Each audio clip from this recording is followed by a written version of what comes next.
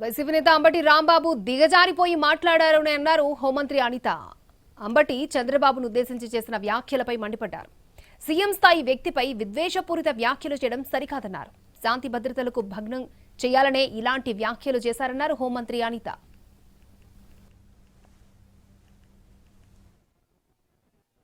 మంత్రి చేసిన వ్యక్తి, రాజకీయంగా చాలా పదవులు చేసిన వ్యక్తి, చాలా సీనియర్ మోస్ట్ నాయకుడు, వైఎస్ఆర్సీపీ నాయకుడు అంబటి రాంబాబు. నేను ఇంతకుముందు అంబటి రాంబాబు గారు అనేదాన్ని, కానీ గారు అన్న పదానికి అర్హత లేని వ్యక్తి అంబటి రాంబాబు.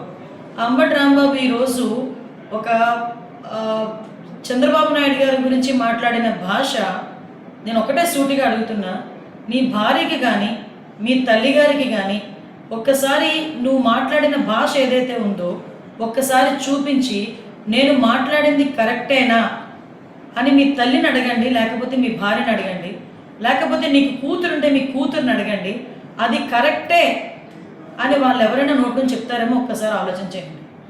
అంటే మీరు మాట్లాడే భాష నీ కుటుంబ సభ్యులు కూడా యాక్సెప్ట్ చేయలేని విధంగా ఉండేటప్పుడు, దట్టు నీ వయసు కన్నా పెద్ద వ్యక్తి, ఒక ముఖ్యమంత్రి స్థాయి వ్యక్తి, అటువంటి వ్యక్తి గురించి చాలా నీచంగా విద్వేషపూరితమైన మాటలు మాట్లాడుతూ ఒక పక్క విధ్వంసాన్ని సృష్టించడానికి ప్రోత్సహిస్తూ లా అండ్ ఆర్డర్ని ఎలాగైనా భగ్నం చేయాలనే ఉద్దేశంతో నువ్వు పన్నాగం చూస్తూ ఉంటే నిజంగా మిమ్మల్ని ఏ జాతిలోకి పరిగణలోకి తీసుకోవాలో కూడా మాకు అర్థం కావట్లేదు.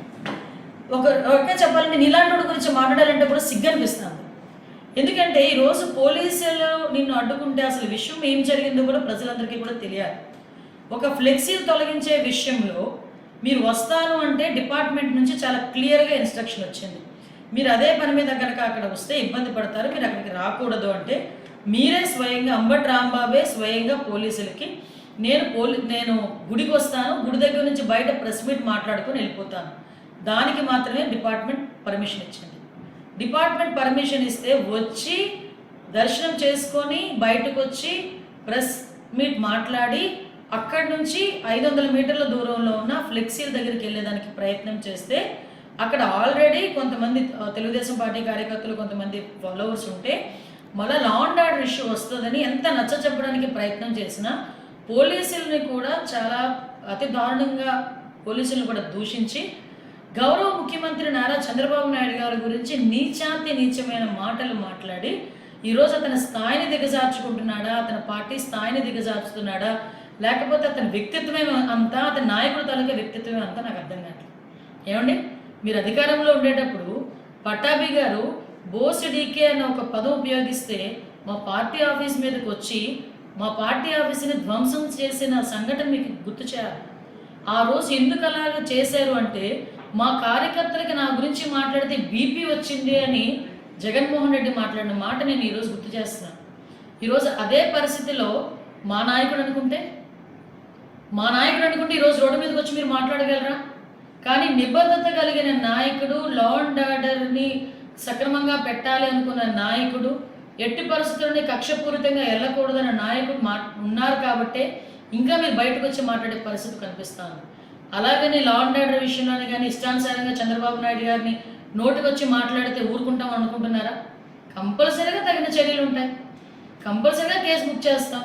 మీకు ఒకటే చెప్తున్నా, ఈరోజు చంద్రబాబు నాయుడు గారిని ఒక మాట అంటే నేను చంద్రబాబు నాయుడు గారిని అనేసాను నువ్వు అనుకుంటున్నావేమో, కానీ గౌరవ ముఖ్యమంత్రి గారిని ఒక మాట అంటే రాష్ట్ర ప్రజలను ఒక మాట అన్నట్టే. మళ్ళీ గుర్తు చేస్తున్న అంబటి రాంబాబు, జగన్మోహన్ రెడ్డి, చంద్రబాబు నాయుడు గారు లాంటి ఒక మంచి వ్యక్తిని, ముఖ్యమంత్రి స్థాయి వ్యక్తిని నువ్వు అధికారంలో ఉన్నప్పుడు, మేము ప్రతిపక్షంలో ఉన్నప్పుడు 53 రోజులకి జైల్లో పెట్టినందుకే 151 సీట్లు కాస్త 11 సీట్లకి దిగజారాయి. ఆ విషయం మర్చిపోకు. మళ్ళీ తిరిగి అటువంటి ఆ మంచి వ్యక్తిని ఈరోజు మళ్ళీ టచ్ చేస్తున్నావు. ఈరోజు నువ్వు ఎన్ని మాట్లాడినా, ఎన్ని బూతులు మాట్లాడినా మహానుభావుడు కుప్పం నియోజకవర్గంలో, తన సొంత నియోజకవర్గంలో సుమారుగా పిల్లలందరికీ కూడా 5,000 సైకిళ్ళు ఇచ్చి కుర్రోడ్ల సైకిల్ మీద హ్యాపీగా తొక్కుకుంటూ వాళ్ళతో పాటు ఉత్సాహాన్ని ముందుకెళ్తున్నారు. అది నాయకుడు అంటే. అలాంటిది ఈరోజు అంబటి రాంబాబు తాలూకా మాట తీరు కానీ నేను ఎందుకంటే ఇంకొక విషయం కూడా ప్రజలకు చెప్పాలి.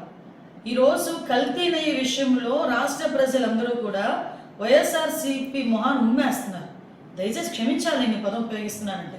ఎందుకు ఇంత పెద్ద పదం ఉపయోగించానంటే, కల్తీ నెయ్యి వెంకటేశ్వర స్వామి ప్రసాదంలో కల్తీ నెయ్యి కూడా కాదు, అది నెయ్యి లేకుండానే కల్తీ చేసి అందులోని రసాయన పదార్థాలను కూడా యాడ్ చేసి అటువంటి వాటితో లడ్డు ప్రసాదం తయారు చేసి కొన్ని వందల కోట్లు 250 కోట్ల పైన స్కామ్ చేశారంటే, అలాంటి విషయం మీద ప్రజలందరూ కూడా ఈరోజు చర్చించుకుంటున్నారు, వైఎస్ఆర్సీపీని అసహించుకుంటున్నారని. ఈరోజు డైవర్షన్ పాలిటిక్స్ చేయడానికి ఈరోజు అంబటి రాంబాబు బయటకు వచ్చి ఏమీ లేకుండానే పెద్ద సీన్ క్రియేట్ చేసి కావాలని గౌరవ ముఖ్యమంత్రి గారిని అన్ని అసభ్య పదజాలంతో మాట్లాడాడు. అఫ్కోర్స్ నువ్వు అనుకుంటుండొచ్చు నేను డైవర్ట్ చేస్తున్నానని అనుకోవచ్చు, కానీ ప్రజలకు ఎప్పుడో రిజిస్టర్ అయిపోయింది విషయం. ఈరోజు నీ సంగతి రిజిస్టర్ అవ్వాలి, నువ్వు ఎలాంటోడివి, నీ నాయకుడు ఎలాంటోడు అన్న సంగతి కూడా ఎప్పుడో రిజిస్టర్ అయిపోయింది. ఎందుకంటే మీ భాగోతాలన్నీ మీరు అధికారంలో ఉన్నప్పుడే చూశారు ప్రజలందరూ కూడా. మళ్ళీ చెప్తున్నా అంబటి రాంబాబు, నోటికి వచ్చినట్టు మాట్లాడతాను. చంద్రబాబు నాయుడు గారి గురించి, లోకేష్ బాబు గారి గురించి, పవన్ కళ్యాణ్ గారి గురించి ఎలా మాట్లాడినా నాకు చెల్లిద్ది అనుకున్న రోజులు పోయే. నువ్వు ప్రజలకి సమాధానం చెప్పాలి, మా పార్టీ కార్యకర్తలకి క్షమాపణ చెప్పాలి. లా అండ్ ఆర్డర్ ఇష్యూస్ ఎవరైనా బ్రేక్ చేసినా కూడా ఎవరిని కూడా ఉపేక్షించే పరిస్థితి అయితే లేదు. ఈరోజు ప్రజా సంక్షేమం, అభివృద్ధి మాకు ఎంత ముఖ్యమో ప్రజా రక్షణ కూడా మాకు అంతే ముఖ్యం, ప్రజా భద్రత కూడా మాకు అంతే ముఖ్యం. ఈ ప్రజా భద్రతకి, ప్రజా రక్షణకి విఘాతం కలిగించడానికి ఎవరు ప్రయత్నం చేసినా, అలాంటి విషయాలు రెచ్చగొట్టే ధోరణిలో ఎవరు మాట్లాడినా డెఫినెట్గా వాళ్ళ మీద చర్యలు ఉంటాయి. ఈ విషయంలోని కొంచెం జాగ్రత్త వహించాల్సిందిగా మాత్రం హెచ్చరిస్తున్నాం.